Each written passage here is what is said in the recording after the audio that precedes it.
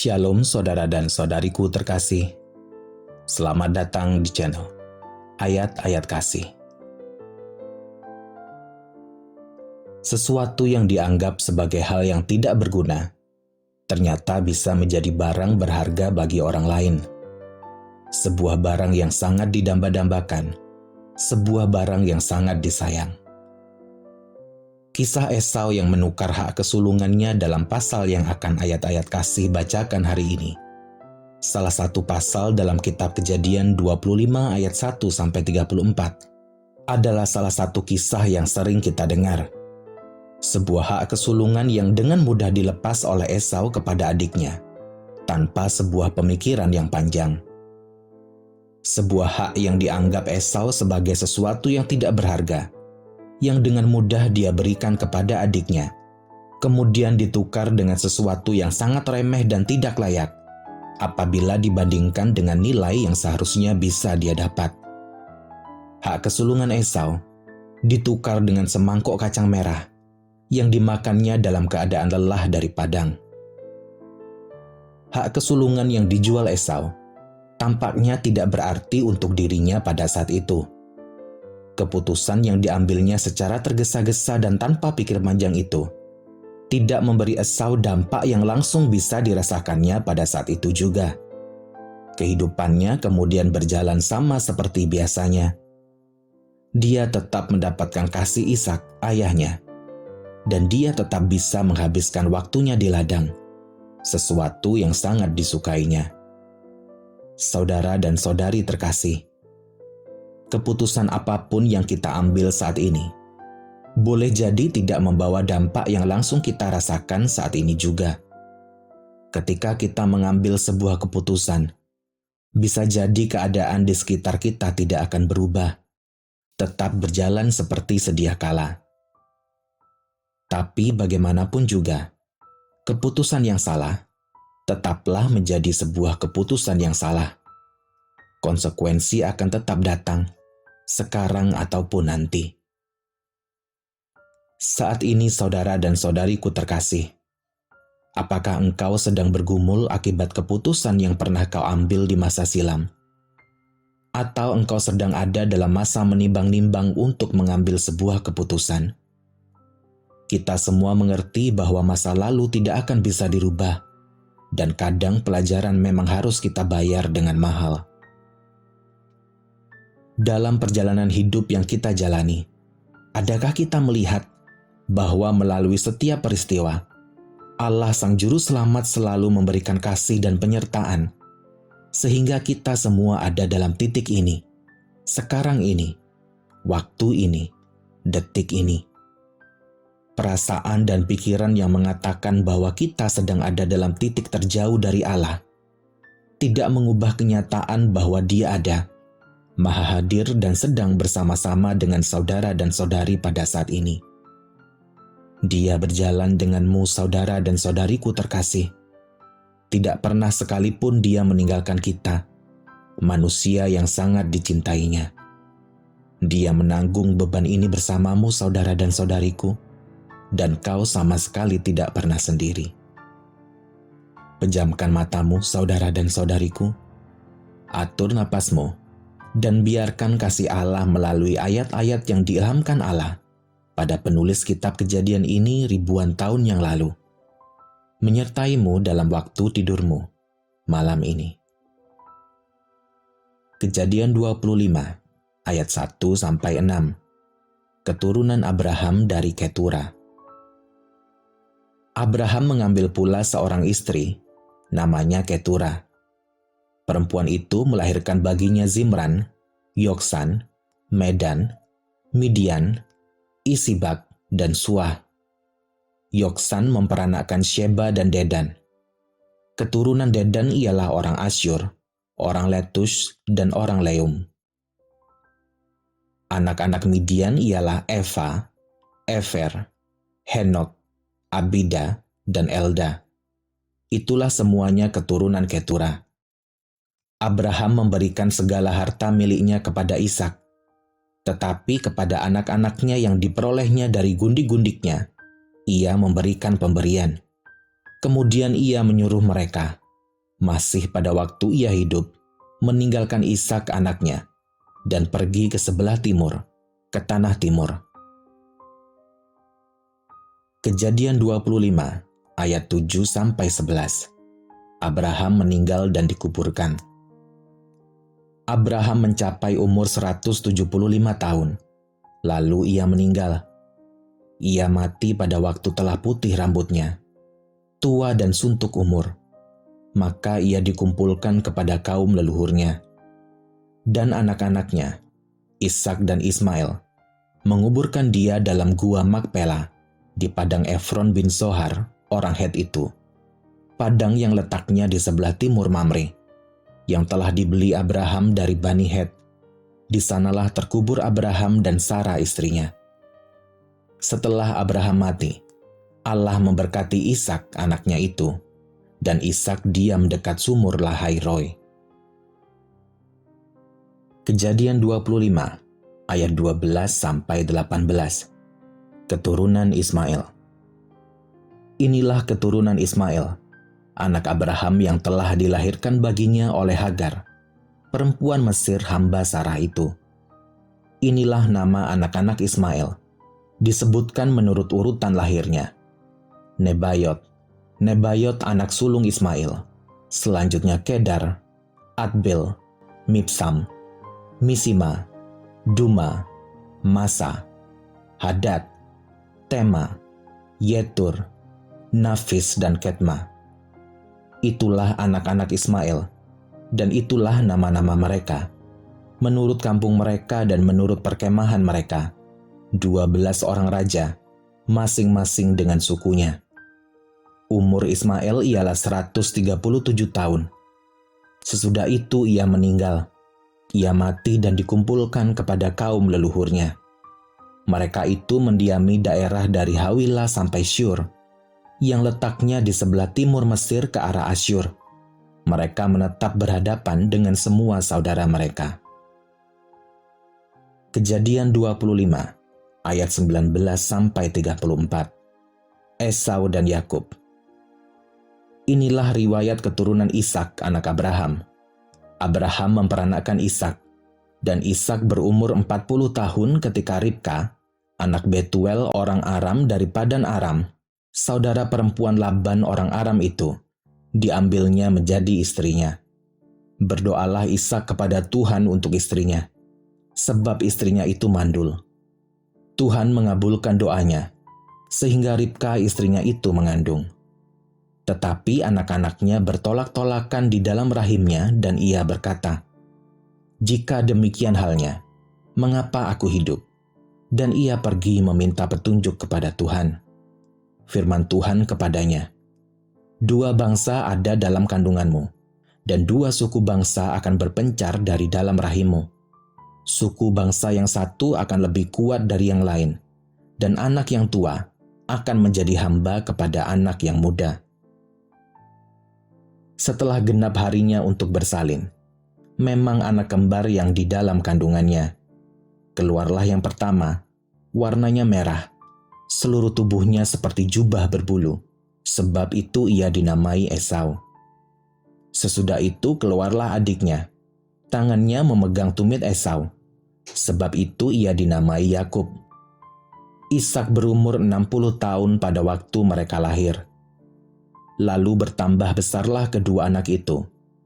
Esau menjadi seorang yang pandai berburu, seorang yang suka tinggal di padang. Tetapi Yakub adalah seorang yang tenang, yang suka tinggal di kemah. Ishak sayang kepada Esau, sebab ia suka makan daging buruan. Tetapi Ribka kasih kepada Yakub. Pada suatu kali, Yakub sedang memasak sesuatu. Lalu datanglah Esau dengan lelah dari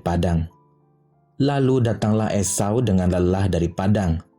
Kata Esau kepada Yakub, "Berikanlah kiranya aku menghirup sedikit dari yang merah-merah itu, karena aku lelah." Itulah sebabnya namanya disebutkan Edom. Tetapi kata Yakub, "Jualah dahulu kepadaku hak kesulunganmu." Saud Esau, "Sebentar lagi aku akan mati. Apakah gunanya bagiku hak kesulungan itu?" Kata Yakub, Bersumpahlah dahulu kepadaku. Maka bersumpahlah ia kepada Yakub, dan dijualnyalah hak kesulungannya kepadanya. Lalu Yakub memberikan roti dan masakan kacang merah itu kepada Esau. Ia makan dan minum, lalu berdiri dan pergi. Demikianlah Esau memandang ringan hak kesulungan itu.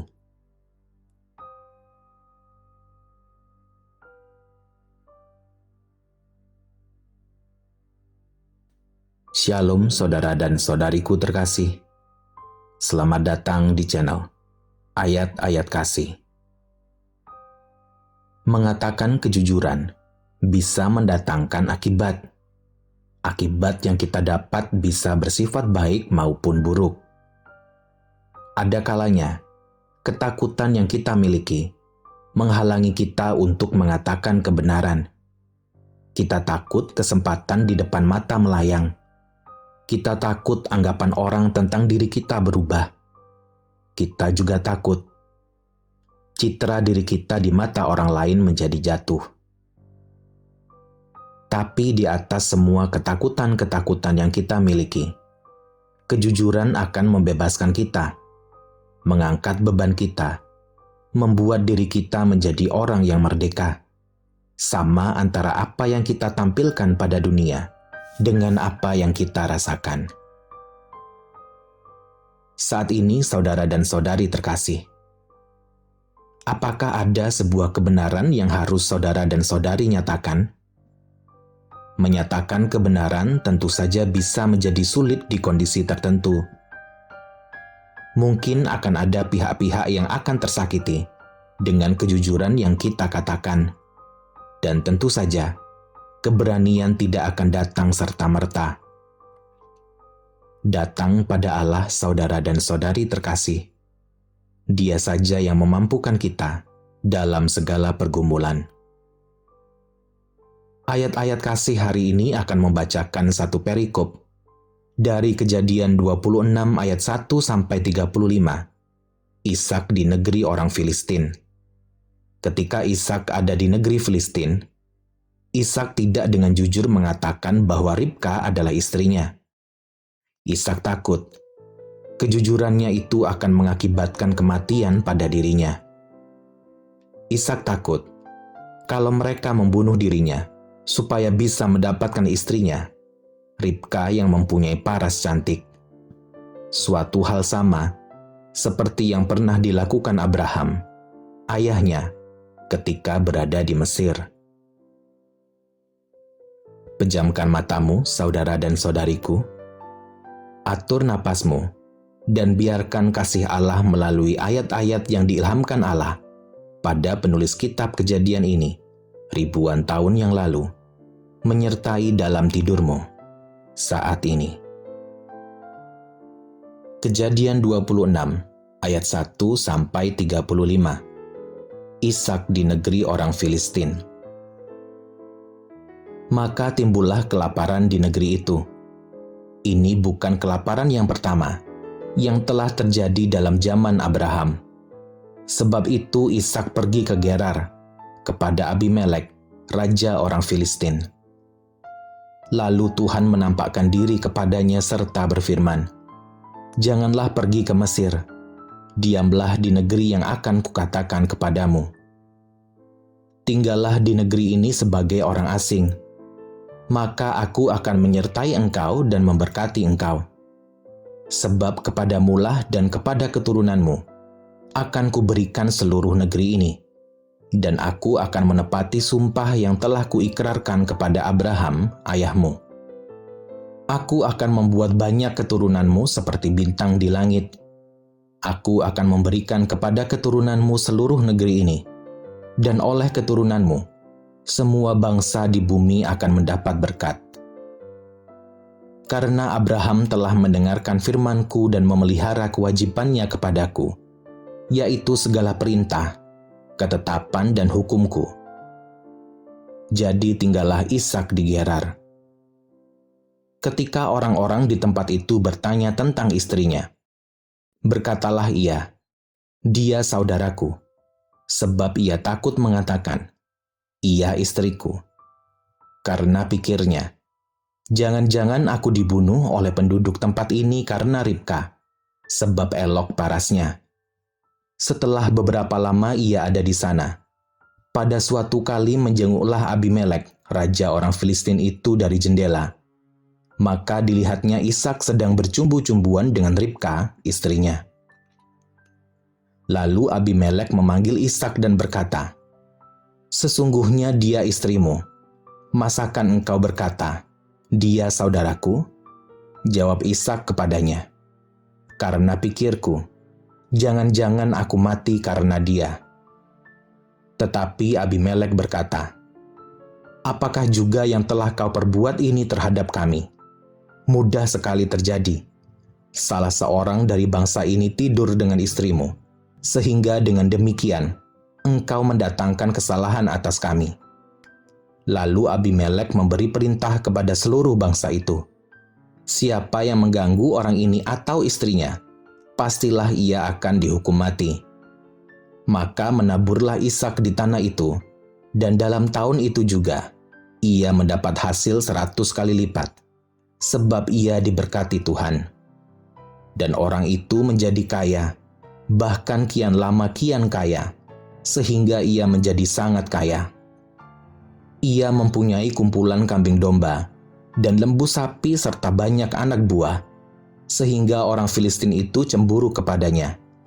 Segala sumur yang digali dalam zaman Abraham, ayahnya, oleh hamba-hamba ayahnya itu, telah ditutup oleh orang Filistin dan ditimbun dengan tanah. Lalu kata Abimelek kepada Ishak, "Pergilah dari tengah-tengah kami, sebab engkau telah menjadi jauh lebih berkuasa daripada kami." Jadi pergilah Ishak dari situ, dan berkemahlah ia di lembah Gerar, dan ia menetap di situ. Kemudian Ishak menggali kembali sumur-sumur yang digali dalam zaman Abraham, ayahnya, dan yang telah ditutup oleh orang Filistin sesudah Abraham mati. Disebutkannya lah nama sumur-sumur itu menurut nama-nama yang telah diberikan oleh ayahnya.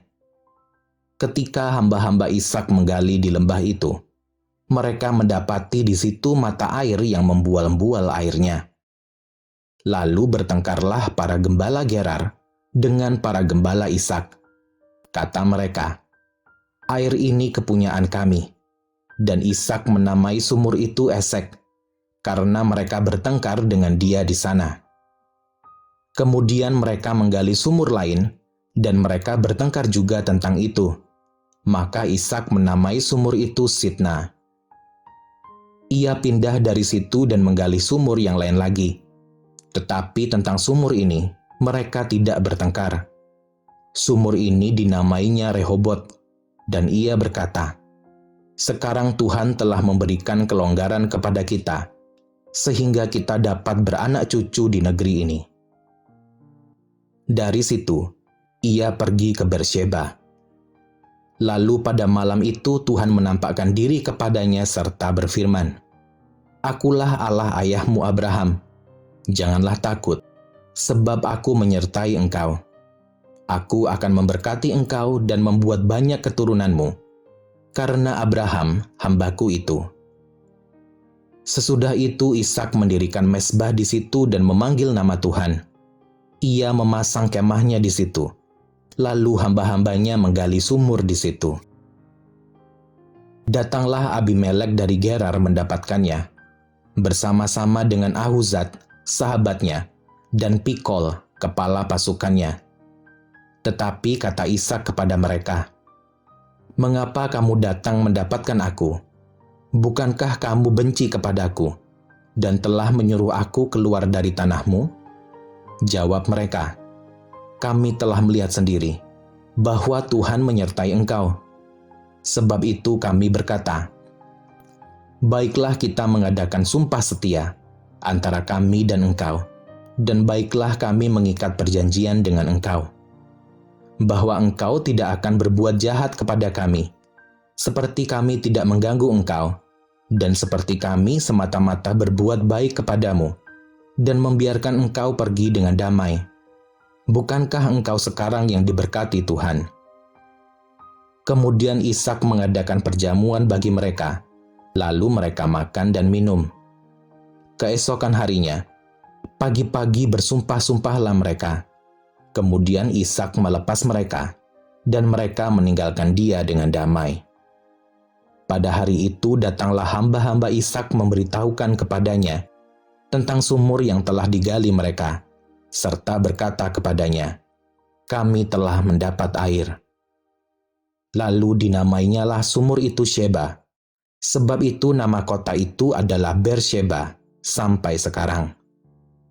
Ketika Esau telah berumur 40 tahun, ia mengambil Yudit, anak Beri orang Het, dan Basmat, anak Elon orang Het, menjadi istrinya.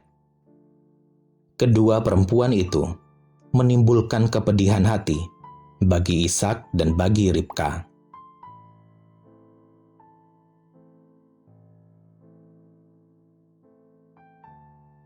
Shalom saudara dan saudariku terkasih. Selamat datang di channel Ayat-Ayat Kasih. Dari semua hal yang kita dapat dalam kehidupan kita sebagai manusia, dari siapa kita dilahirkan bukanlah sesuatu yang bisa kita pilih. Siapa yang akan menjadi ayah dan ibu kita, siapa yang akan menjadi saudara-saudara kita, bukanlah kehendak kita sendiri untuk menentukan. Memang betul bahwa tidak setiap keluarga sempurna. Bahkan di dalam Alkitab pun, di garis keturunan Abraham misalnya, orang yang diberkati dan berkenan di hadapan Allah, kita melihat keluarga-keluarga yang berkonflik, menunjukkan amarah, kecemburuan dan kasih sayang yang terbagi-bagi. Saudara dan saudari terkasih, tidak ada keluarga yang sempurna. Tidak ada orang tua maupun saudara yang 100% sempurna. Penerimaan diri kita akan keluarga di mana kita ditempatkan, serta penerimaan bahwa Allah mempunyai rancangan dengan segala rencananya di dalam hidup kita adalah satu-satunya kunci. Ketika kita merasa diperlakukan dengan tidak adil, tidak seperti layaknya keluarga, meskipun pahit kenyataannya, tapi Allah mau kita menerima kasih di dalam rancangannya. Siapkan dirimu, saudara dan saudari terkasih. Siapkan hati dan resap-resapkan salah satu kisah dalam rangkaian karya penebusan Allah bagi kita, manusia. Biarkan kita dengar apa yang Allah ingin sampaikan di dalam waktu tidur kita saat ini. Kejadian 27 ayat 1-40. Yakub diberkati Ishak sebagai anak sulung. Ketika Ishak sudah tua dan matanya telah kabur, sehingga ia tidak dapat melihat lagi, dipanggilnyalah Esau anak sulungnya, serta berkata kepadanya, "Anakku." Saud Esau, "Ya Bapa." Berkatalah Ishak, "Lihat, aku sudah tua, aku tidak tahu bila hari kematianku. Maka sekarang, ambillah senjatamu, tabung panah dan busurmu, pergilah ke padang dan burulah bagiku seekor binatang. Olahlah bagiku makanan yang enak, seperti yang kugemari. Sesudah itu bawalah kepadaku, supaya ku makan, agar aku memberkati engkau sebelum aku mati." Tetapi Ribka mendengarkannya ketika Ishak berkata kepada Esau anaknya. Setelah Esau pergi ke padang memburu seekor binatang untuk dibawanya kepada ayahnya, berkatalah Ribka kepada Yakub anaknya, "Telah kudengar ayahmu berkata kepada Esau kakakmu, bawalah bagiku seekor binatang buruan, dan olahlah bagiku makanan yang enak, supaya ku makan, dan supaya aku memberkati engkau di hadapan Tuhan sebelum aku mati. Maka sekarang anakku, dengarkanlah perkataanku seperti yang kuperintahkan kepadamu. Pergilah ke tempat kambing domba kita, ambillah dari sana 2 anak kambing yang baik, maka aku akan mengolahnya menjadi makanan yang enak bagi ayahmu, seperti yang digemarinya. Bawalah itu kepada ayahmu, supaya dimakannya, agar dia memberkati engkau sebelum ia mati." Lalu kata Yakub kepada Ribka ibunya, "Tetapi Esau, kakakku, adalah seorang yang berbulu badannya, sedang aku ini kulitku licin. Mungkin ayahku akan meraba aku, maka nanti ia akan menyangka bahwa aku mau memperolok-olokkan dia. Dengan demikian, aku akan mendatangkan kutuk atas diriku dan bukan berkat." Tetapi ibunya berkata kepadanya, "Akulah yang menanggung kutuk itu, anakku. Dengarkan saja perkataanku. Pergilah ambil kambing-kambing itu." Lalu ia pergi mengambil kambing-kambing itu dan membawanya kepada ibunya. Sesudah itu ibunya mengolah makanan yang enak, seperti yang digemari ayahnya. Kemudian Ribka mengambil pakaian yang indah kepunyaan Esau, anak sulungnya, pakaian yang disimpannya di rumah. Lalu disuruhnyalah dikenakan oleh Yakub anak bungsunya. Dan kulit anak kambing itu dipalutkannya pada kedua tangan Yakub dan pada lehernya yang licin itu. Lalu ia memberikan makanan yang enak dan roti yang telah diolahnya itu kepada Yakub, anaknya. Demikianlah Yakub masuk ke tempat ayahnya serta berkata, "Bapa," saut ayahnya. "Ya anakku, siapakah engkau?" Kata Yakub kepada ayahnya, "Akulah Esau, anak sulungmu. Telah kulakukan seperti yang Bapa katakan kepadaku. Bangunlah, duduklah dan makanlah daging buruan masakanku ini, agar Bapa memberkati aku." Lalu Ishak berkata kepada anaknya itu, "Lekas juga engkau mendapatnya, anakku." Jawabnya, "Karena Tuhan, Allahmu, membuat aku mencapai tujuanku." Lalu kata Ishak kepada Yakub, "Datanglah mendekat, anakku, supaya aku meraba engkau, apakah engkau ini anakku Esau atau bukan." Maka Yakub mendekati Ishak ayahnya, dan ayahnya itu merabanya serta berkata, "Kalau suara, suara Yakub, kalau tangan, tangan Esau." Jadi Ishak tidak mengenal dia, karena tangannya berbulu seperti tangan Esau kakaknya. Ishak hendak memberkati dia. Tetapi ia masih bertanya, "Benarkah engkau ini anakku Esau?" Jawabnya, "Iya." Lalu berkatalah Ishak, "Dekatkanlah makanan itu kepadaku, supaya ku makan daging buruan masakan anakku, agar aku memberkati engkau." Jadi didekatkannya makanan itu kepada ayahnya, lalu ia makan. Dibawanya juga anggur kepadanya, lalu ia minum. Berkatalah Ishak ayahnya kepadanya, "Datanglah dekat-dekat, dan ciumlah aku, anakku." Lalu datanglah Yakub dekat-dekat, dan diciumnyalah ayahnya. Ketika Ishak mencium bau pakaian Yakub, diberkatinyalah dia, katanya, "Sesungguhnya bau anakku adalah sebagai bau padang yang diberkati Tuhan. Allah akan memberikan kepadamu embun yang dari langit, dan tanah-tanah gemuk di bumi, dan gandum serta anggur berlimpah-limpah. Bangsa-bangsa akan takluk kepadamu, dan suku-suku bangsa akan sujud kepadamu. Jadilah tuan atas saudara-saudaramu, dan anak-anak ibumu akan sujud kepadamu. Siapa yang mengutuk engkau, terkutuklah ia, dan siapa yang memberkati engkau, diberkatilah ia." Setelah Ishak selesai memberkati Yakub, dan baru saja Yakub keluar meninggalkan Ishak ayahnya, pulanglah Esau kakaknya dari berburu. Ia juga menyediakan makanan yang enak, lalu membawanya kepada ayahnya. Katanya kepada ayahnya, "Bapa, bangunlah dan makan daging buruan masakan anakmu, agar engkau memberkati aku." Tetapi kata Ishak ayahnya kepadanya, "Siapakah engkau ini?" Sautnya, "Akulah anakmu, anak sulungmu, Esau." Lalu terkejutlah Ishak dengan sangat serta berkata, "Siapakah gerangan dia yang memburu binatang itu dan yang telah membawanya kepadaku? Aku telah memakan semuanya sebelum engkau datang, dan telah memberkati dia dan dia akan tetap orang yang diberkati. Sesudah Esau mendengar perkataan ayahnya itu, meraung-raunglah ia dengan sangat keras dalam kepedihan hatinya serta berkata kepada ayahnya, "Berkatilah aku ini juga, ya Bapa." Jawab ayahnya, "Adikmu telah datang dengan tipu daya dan telah merampas berkat yang untukmu itu." Kata Esau, "Bukankah tepat namanya Yakub? Karena ia telah 2 kali menipu aku. Hak kesulunganku telah dirampasnya, dan sekarang dirampasnya pula berkat yang untukku."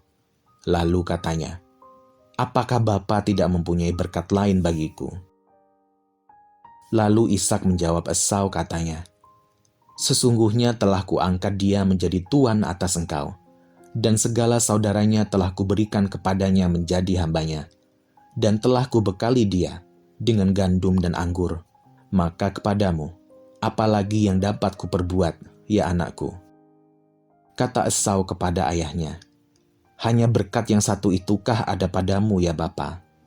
Berkatilah aku ini juga, ya Bapa." Dan dengan suara keras menangislah Esau. Lalu Ishak ayahnya menjawabnya, "Sesungguhnya tempat kediamanmu akan jauh dari tanah-tanah gemuk di bumi, dan jauh dari embun dari langit di atas. Engkau akan hidup dari pedangmu, dan engkau akan menjadi hamba adikmu. Tetapi akan terjadi kelak, apabila engkau berusaha sungguh-sungguh, maka engkau akan melemparkan kuk itu dari tengkukmu." Kejadian 27 ayat 41-46. Yakub lari ke Mesopotamia. Esau menaruh dendam kepada Yakub karena berkat yang telah diberikan oleh ayahnya kepadanya.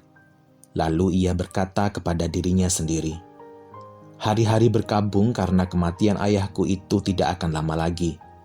Pada waktu itulah Yakub adikku akan kubunuh."